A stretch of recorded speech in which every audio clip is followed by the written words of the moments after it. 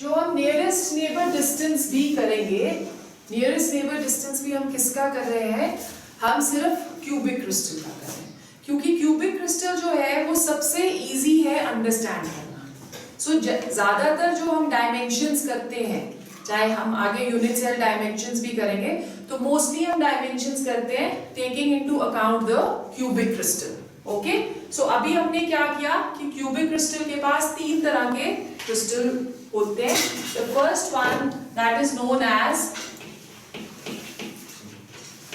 Simple cubic, ठीक है, and we are saying कि सिंपल क्यूबिक में the constituent particles they are present at all the corners, और ये जो corners वाले हैं हम assume कर रहे हैं कि ये सारे एक दूसरे को टच करते हैं, ठीक है। तो अब अगर हम इसको और इसको लें और इसके बेसिस पे हम नियरेस्ट नेबर डिस्टेंस कैलकुलेट करें, तो नियरेस्ट नेबर डिस्टेंस क्या आ जाएगा, दिस। और क्यूबिक में हमें ये भी पता है कि सारे एज लेंथ सेम है, a is equal to b is equal to c, so we take this edge length as a, right? Yes, the distance between this and this, d, that will be equal to what, a। अगर ये दोनों एक दूसरे को touch कर रहे हैं, let's draw it like this,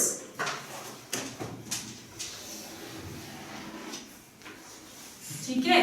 अगर ये दोनों एक दूसरे को टच कर रहे हैं और नियरेस्ट नेबर डिस्टेंस हम ये बोल रहे हैं, तो ये क्या हो गया, radius, and radius is going to be half of D, right. So r क्या आ जाएगा, d divided by 2, and r that will become equal to a divided by 2.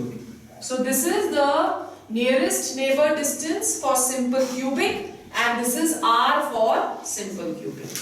The second type of unit cell which is present in cubic crystal, that is face centered.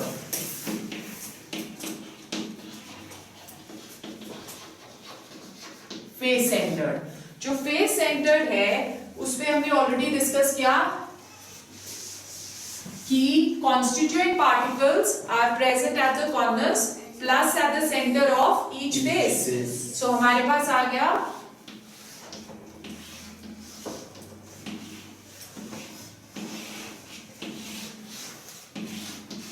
at the corners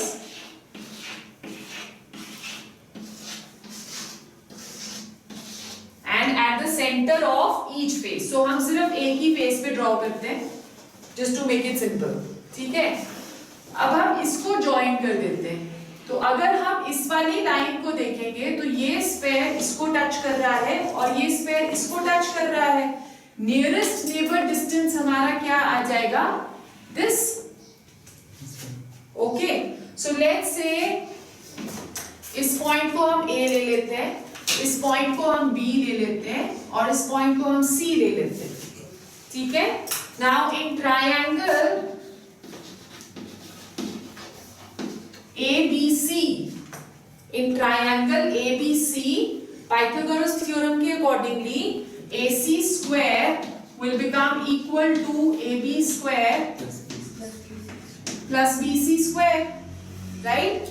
So AB square is A square, BC square is also A square, ये आ गया 2A square, ठीक है। और AC क्या आ जाएगा, under root of 2 into A।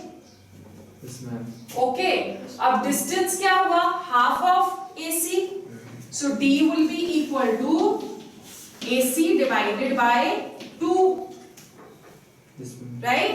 तो ये आ गया under root of 2 into A divided by 2।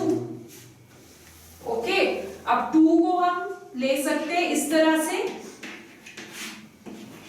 under root of 2 into under root of 2, ठीक है। सो दिस कैंसल्स, D की वैल्यू क्या आ जाएगी, A by root 2। Okay, now we have to find R. R will be half of D.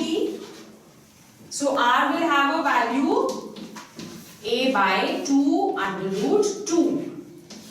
ये आपको values याद रखनी है.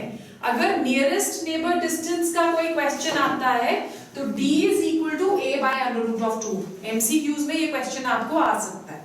अगर उन्होंने नियरेस्ट नेबर डिस्टेंस प्लीज उस पे स्पेसिफाइड रहता है तो क्वेश्चन को केयरफुली आपने रीड करना है. अगर नियरेस्ट नेबर डिस्टेंस रहेगा तो वो A by under root 2 रहेगा, और अगर उन्होंने रेडियस पूछा है तो that is A by 2 under root 2.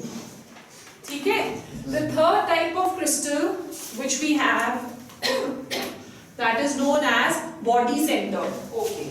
फिर next हमारे पास जो third आता है that is body centered.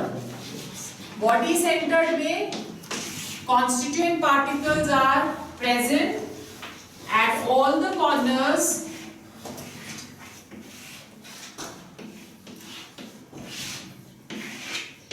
plus at the center of the body. So let's take this as the center of the body. Now we are assuming कि ये इसको touch कर रहा है और ये इसको टच कर रहा है, तो हम यहां से अब डायगोनल ड्रॉ करते हैं. ठीक है. और this is known as body diagonal. अगर हम सेंटर ऑफ द बॉडी से एक डायगोनल ड्रॉ करेंगे that is known as a body diagonal. ठीक है. सो हमने यहाँ पे बॉडी डायगोनल ड्रॉ कर दिया. ये हम ऑलरेडी ड्रॉ कर चुके थे प्रीवियसली. तो अगर ये हमने A लिया है, ये C लिया है, तो इस पॉइंट को हम D ले लेते हैं. Okay. Now we are taking triangle ADC. In triangle ADC, again according to Pythagoras theorem, AD square is equal to CD square plus AC square. CD square आ गया A square और AC square क्या आ जाएगा 2A square, right? So 2A square ये आ गया 3A square. AD क्या आ गया under root of 3 into A. Distance is going to be half of AD. ठीक है. So this is equal to under root of 3 by 2 into A. Okay. And radius is equal to D by 2. So under root of 3 by 4 into A. 2 into 2 is 4, na? So the radius that now comes to under root of 3 by 4 into A. Recap मारते हैं. We are taking 3 types of crystals. Simple cubic. ठीक है. फिर उसके बाद FCC face centered cubic, और फिर उसके बाद BCC body centered cubic. ठीक है. Distance of simple cubic is A. Radius of simple cubic is A by 2. ठीक है. फिर उसके बाद FCC का nearest neighbor distance आ रहा है A by under root of 2. Okay. और radius आ गया A by 2 under root 2. Okay. फिर BCC में A by under root 3 into A or 2. under root of 3 by 2 into A. Yes, ma'am. और radius क्या आ गया Under 3 by 4 into A. So these values you need to remember. 1 mark का कोई easy सा आपको numerical भी इसमें से आ सकता है. Competition में से तो इसमें से question आता ही है जरूर. Clear हो गया? Okay. Now we go to the next topic, जो कि generally you know it's a very easy topic to understand, पर तुमको कंफ्यूजिंग लगता है थोड़ा सा बिकॉज हम 3D पिक्चर्स उसकी शो नहीं कर पाते हैं in the classroom. So but still I will try to make this topic very easy for you. Packed crystals या क्लोज पैकिंग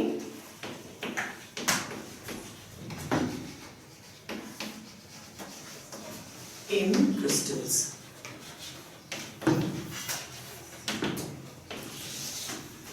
जो कॉन्स्टिट्यूएंट पार्टिकल्स प्रेजेंट रहते हैं क्रिस्टल के अंदर वो डिफरेंट शेप्स के हो सकते हैं, डिफरेंट साइजेस के हो सकते हैं, पर फॉर सिंप्लिसिटी, क्योंकि अगर हम डिफरेंट शेप्स और डिफरेंट साइजेस लेंगे तो हमें एक्सप्लेन करना डिफिकल्ट हो जाएगा, तो इसलिए फॉर सिंप्लिसिटी हम लोग क्या करते हैं कि जितने भी क्रिस्टल्स हैं उसमें जो कॉन्स्टिट्यूएंट पार्टिकल्स प्रेजेंट हैं उनको हम ले रहे हैं एज हार्ड स्फेयर्स, क्योंकि 3 डायमेंशन में अगर हम लेंगे तो hard spheres just like a ball, ठीक है, and they are all of equal sizes.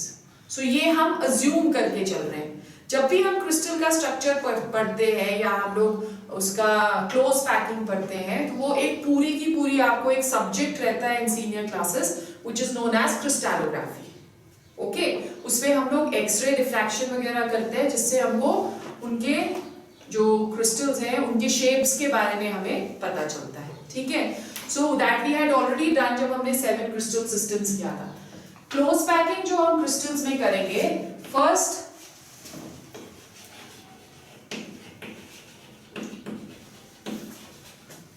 One dimension से शुरू करते हैं so that it becomes easier for you. So we are doing it in 1 dimensions.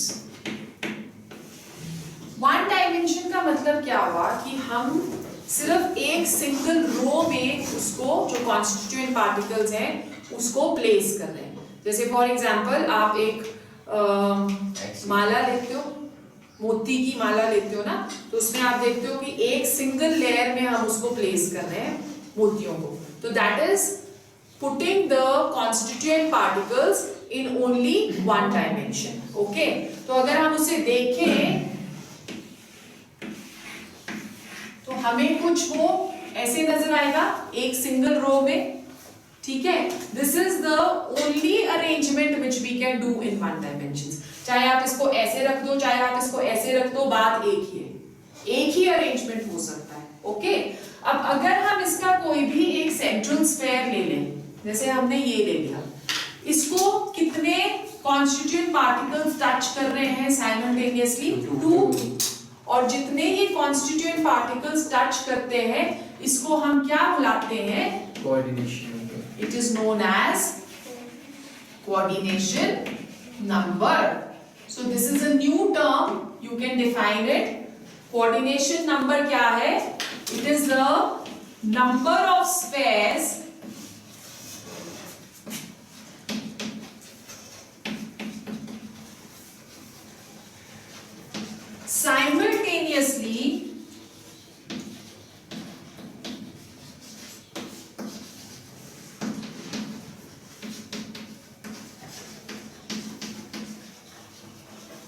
simultaneously touching the central sphere. That is what coordination number is. 1 mark का question ये आपको आ सकता है। Okay, so number of spheres simultaneously touching the central sphere, that is known as coordination number. So coordination number in this case, that will be 2. Okay, अब हमने ये एक layer लगाई है, अब 2 डायमेंशंस में जब हम सेटिंग करेंगे तो इसके नीचे लेयर्स लगाएंगे। Okay, so let's see the packing in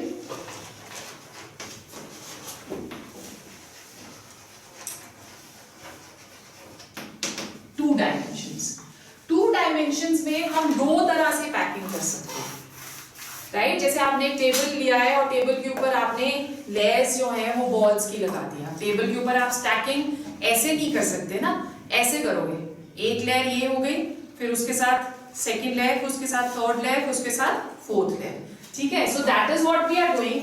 हमारे पास 1 डायमेंशन में ये था first type of arrangement we are discussing over here, ठीक है।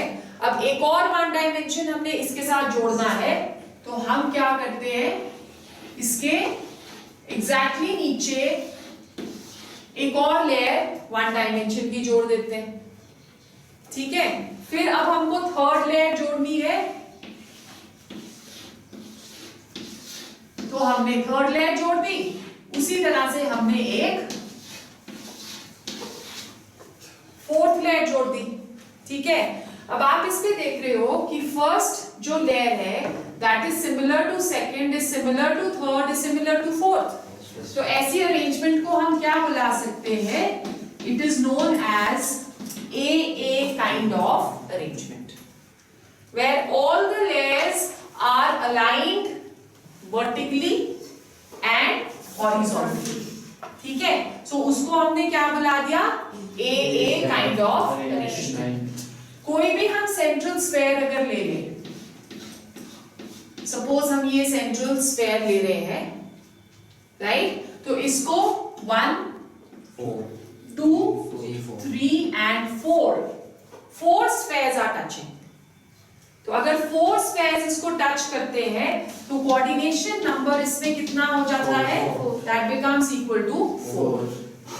ओके, अब हम एक और काम कर लेते हैं, हम इसके सेंटर्स को मिला देते हैं. ठीक है? जो कोऑर्डिनेशन नंबर वाले स्फीयर्स हैं उनके सेंटर्स को हमने जोड़ दिया, तो ये क्या फिगर बन रहा है? Square. Therefore this is known as what? It is known as square close packing. क्या बुलाते हैं हम इसको? Square close packing. ठीक है? आप इसको अगर देखो तो इसमें कितने सारे एम्प्टी स्पेसेस हैं. ये जगह खाली है, ये जगह खाली है, ये जगह खाली है, तो हमें बहुत सारी जगह जो है इसमें खाली दिख रही है. क्योंकि ये सारी जगह हमें खाली दिख रही है तो ये बहुत कोई अच्छा मेथड नहीं है पैकिंग करने का. तो ये जो खाली जगह हमें दिख रही है, जितनी ज्यादा खाली होगी उतना ही क्रिस्टल अनस्टेबल होगा. ओके, और जितनी जगह भरी हुई है, कितनी परसेंटेज ऑफ जगह भरी है, उसे हम पैकिंग एफिशिएंसी बुलाते हैं. The amount of space filled in the crystal, that is known as packing efficiency.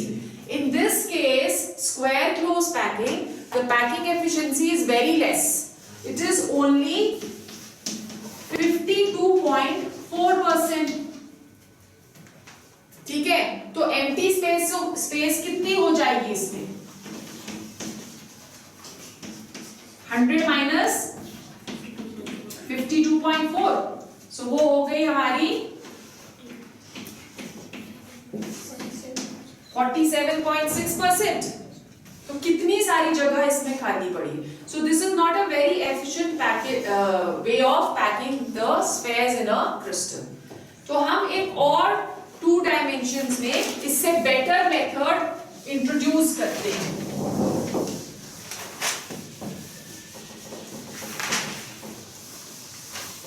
Right? So second method हम introduce कर रहे हैं जिसमें हमको वो खाली जगहें भरनी है जो कि इसमें बच गई है. ठीक है? तो उसके लिए अगेन ये हमने फर्स्ट लेयर ली थी, पर हम सेकेंड लेयर इसकी खाली जगह में डालेंगे. तो खाली जगह ये आ गई. So we have this, we have this.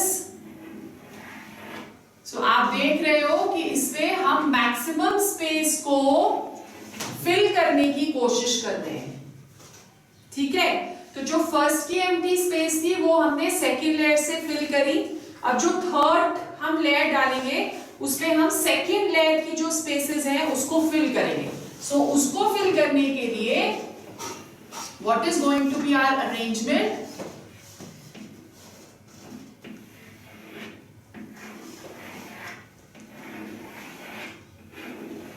It is going to be this,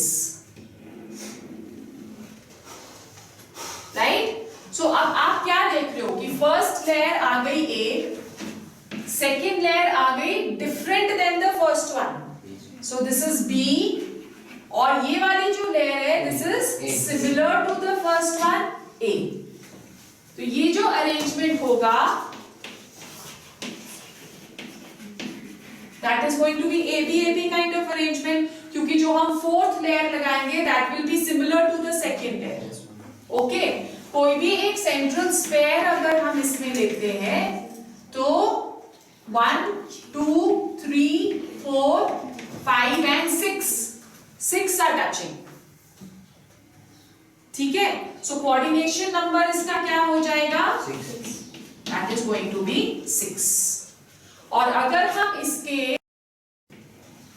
centres को मिला देते हैं तो ये हेक्सागन बन रहा है. सो this is 2D HCP arrangement, क्योंकि हम 2 डायमेंशनल में बना रहे हैं ना. तो दिस इज बेसिकली आप इसे hexagonal close packing in 2 dimensions बुलाओगे, राइट. बट शॉर्ट में आप इसको बुला सकते हो 2D HCP. ठीक है, पैकिंग एफिशिएंसी उससे थोड़ी सी ज्यादा इसमें हो जाती है. It is going to be 60.4%. तो एम्प्टी स्पेस अब इसमें कितनी हो गई,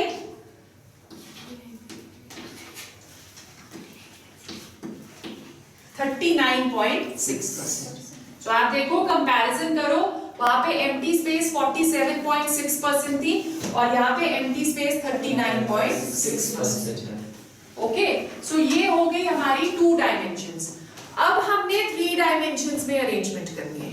तो 3 डायमेंशंस में if this is our first layer, इसके ऊपर हमारी सेकंड लेयर, फिर उसके ऊपर हमारी थर्ड लेयर. तो इस तरह से now we are going to pack.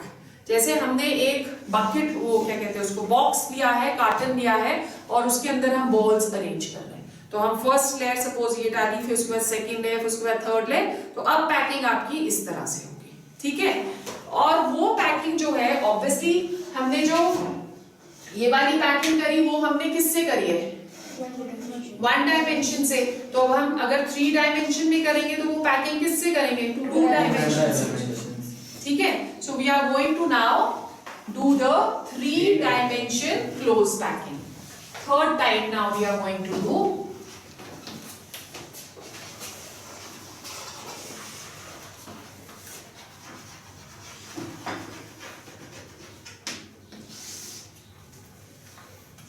Close packing in 3 dimensions. तो close packing in 3 dimensions हम as I just told you 2 dimensions से करेंगे, right? So सबसे पहले अब हम लोग किससे कर रहे हैं, जो हमने 2 dimensions में square close packing करी थी उससे कर रहे हैं. Okay? तो इसमें हम क्या करते हैं कि balls ले ली हमने, एक लेयर डाली, उसके ऊपर हमने सेकेंड लेयर डालनी है. सेकेंड लेयर जो हम डालेंगे वो इस तरह से डालेंगे कि it should be absolutely in alignment with the first layer. जहां पे एक बॉल है उसी के ऊपर दूसरा बॉल आना चाहिए, और उसी के ऊपर तीसरा बॉल आना चाहिए, और उसी के ऊपर फोर्थ बॉल आना चाहिए. तो अगर हम 4 की स्टैकिंग कर रहे हैं तो सारे चारों के चारों जो लेयर्स हैं they are in alignment vertically also and horizontally also. Ball के ऊपर बॉल, उसके ऊपर बॉल, उसके ऊपर बॉल. ठीक है, so that is known as what, 3 dimensions में packing from square close packing. And in this case also the arrangement is going to be AA type. ठीक है, and this is known as simple cubic.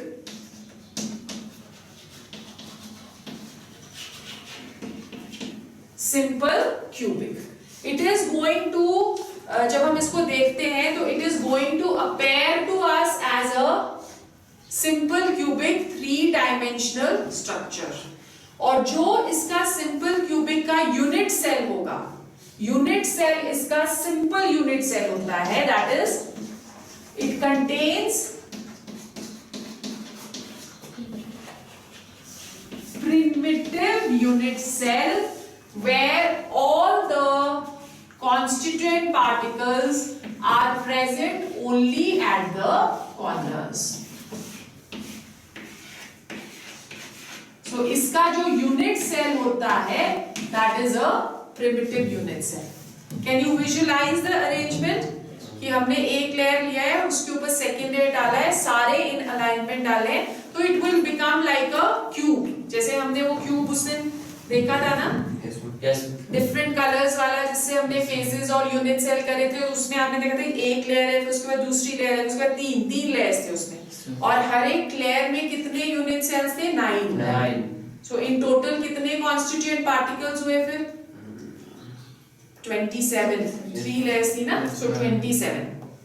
So this is easy to understand. Okay, फिर उसके बाद हमारे पास जो hexagonal से हम करते हैं उसको आपने समझना है, वो थोड़ा सा कंफ्यूजिंग है. So now we are going to do the 3-dimensional packing.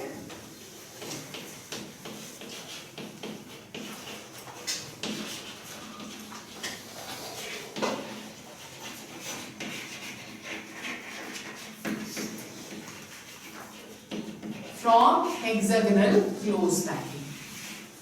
So let's draw the figure once again. Hexagonal close packing का AB kind of arrangement.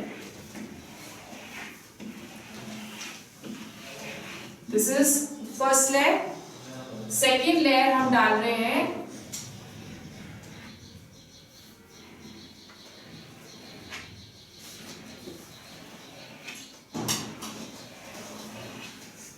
ठीक है.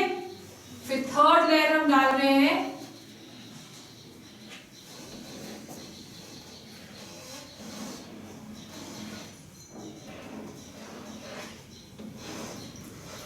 Let's also put a fourth layer. ठीक है, और एक fourth layer जो हम डालेंगे वो इसके बीच में आ जाएगा.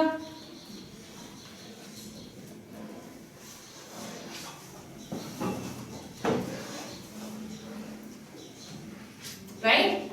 अब जब आप इसको देख रहे हो, हेक्सागोनल क्लोज पैकिंग को देख रहे हो, तो आप यहाँ पे देखो कि जो एम्प्टी स्पेसेस है, एम्प्टी स्पेसेस को हम क्या बुलाते हैं, वॉइड्स. ओके, जो एम्प्टी स्पेसेस है वो दो तरह के नजर आ रहे हैं. एक ट्रायंगल ये नजर आ रहा है आपको, लेट्स से जितने भी ऐसे ट्रायंगल नजर आ रहे हैं दैट इज ए वॉइड्स. ठीक है, और एक ट्रायंगल आपको ये नजर आ रहा है inverted.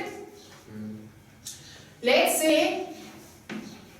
these are B kind of voids, right? तो ये फर्स्ट लेयर आ गई है ऐसे. अब इसके ऊपर जब हम सेकेंड लेयर डालेंगे, तो सेकेंड लेयर जब हम डालते हैं तो या तो हम A वाले voids को कवर कर सकते हैं या हम B को कर सकते हैं. हम दोनों को नहीं कर सकते साइमल्टेनियसली. तो हम क्या करते हैं कि जितने भी B वाले वॉइड्स हैं उनको हम कवर कर लेते हैं. तो B वॉइड्स आप देखो, पहले इन्वेस्टिगेट करो कौन कौन से हैं. ये हो गया, ऑल्टरनेट आ रहे हैं देखो, A B A B A B. सो ये B है, ये B है, ये B है. ठीक है, फिर ये B आ गया, ये B आ गया, और ये B और ये B.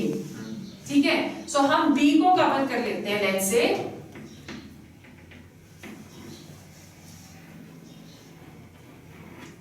we have covered this. यहाँ से थोड़ा सा इधर को बनाओगे तो फिर वो दूसरा भी कवर हो जाता है. ये कवर कर लिया हमने. ठीक है, फिर उसके बाद हमने इसको भी कवर करना है, तो हम ये भी कवर कर रहे हैं. ठीक है, फिर उसके बाद हमने इसको भी कवर करना है, तो हम ये भी कवर कर रहे हैं. राइट. नेक्स्ट इस पे आ जाते हैं. नेक्स्ट लेयर पे हमारे पास B ये है, ये आ रहा है ना B. सो हम इसे कवर कर रहे हैं, ये आ गया. फिर नेक्स्ट भी हमारे पास ये आ रहा है, तो हम इसको भी कवर कर रहे हैं, ये आ गया. ठीक है, नेक्स्ट भी ये आ गया इधर, इसको भी हम कवर कर लेते हैं.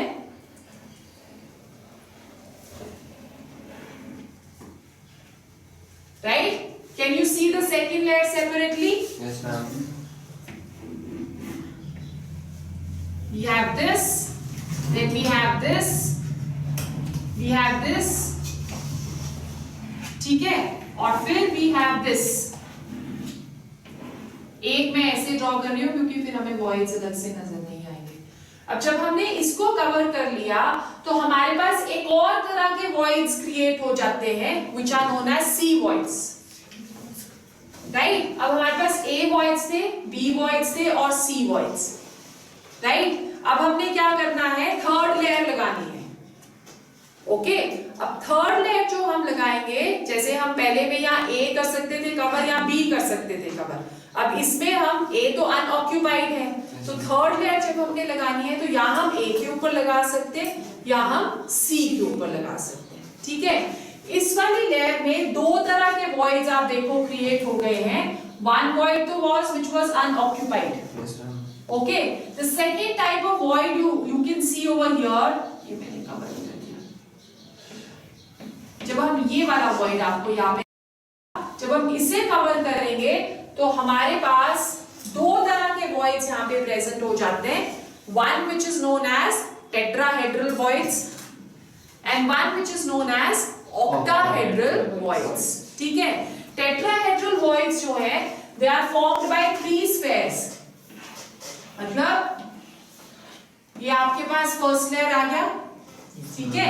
इसके ऊपर हम इसे ज्वाइन कर रहे हैं, एक और लेयर हम इसके ऊपर लगा रहे हैं, तो 4 स्फेयर से एक टेट्राहेड्रल वॉइड बनता है. ओके. 4 स्फेयर से एक टेट्राहेड्रल वॉइड बनेगा.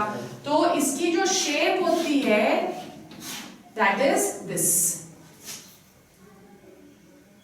It's like a regular tetrahedral, therefore it is known as tetrahedral void. ठीक है.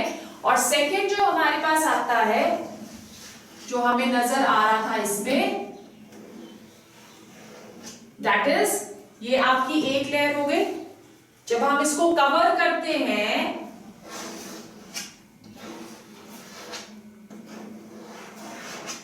तो ये देखो, ये एक रेगुलर ऑक्टाहेड्रन बना रहा है. दिख रहा है आपको? Star shape. This this this and this. ठीक है. क्योंकि ये स्टार शेप बना रहा है और 6 स्फेयर से बना है, तो इसे हम क्या बुलाते हैं?